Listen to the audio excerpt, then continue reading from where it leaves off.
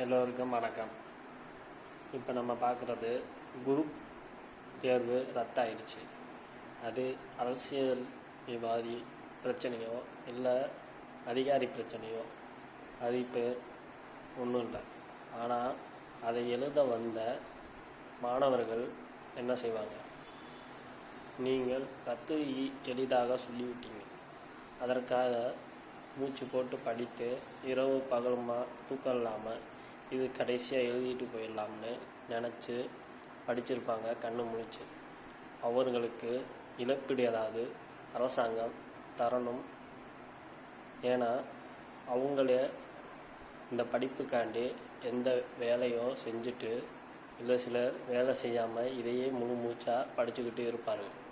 ஒரு நாள் தேவையில்லாமல் நீங்கள் செய்த தவறால் அவர்களை அலையவிட்ட காரணத்தால் இழப்பீடு அவர்களுக்கு வழங்க வேண்டும். ஏன்னா ஒவ்வொருத்தவங்க பஸ் ஏறி பெட்ரோல் போட்டு அவங்க கை காசை போட்டு செலவு பண்ணி வந்திருக்காங்க.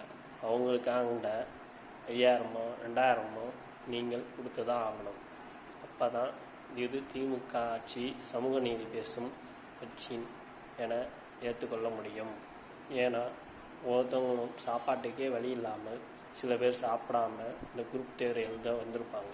அப்படிப்பட்ட மாணவர்களும் நிறையா பேர் இருப்பார்கள். அவர்களுக்காக எல்லோருக்கும் குரூப் தேர்வில் பங்கேற்ற எல்லோருக்கும் சமமாக இழப்பீடு தொகை வழங்க வேண்டும். தவறு நடப்பது யாராலும் மறுக்க முடியாது. ஆனால் அந்த தவறுக்குரிய அதிகாரிகள் அபராதம் விதிக்கணும் தான் சொல்கிறேன்.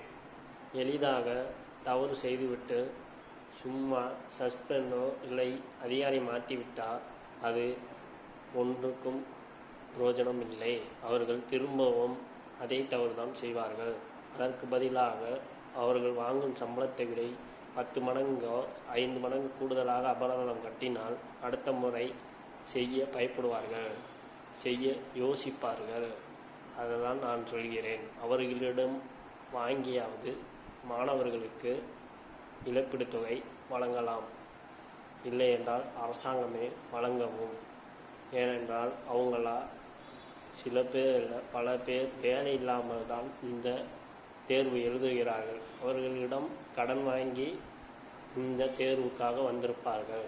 அதனால் சொல்கிறேன், நீங்கள் இதை செய்யணும். இந்த காணொளியை பார்த்தமைக்கு நன்றி. உங்களுடைய கருத்து என்னவென்று கீழே சொல்லுங்கள்.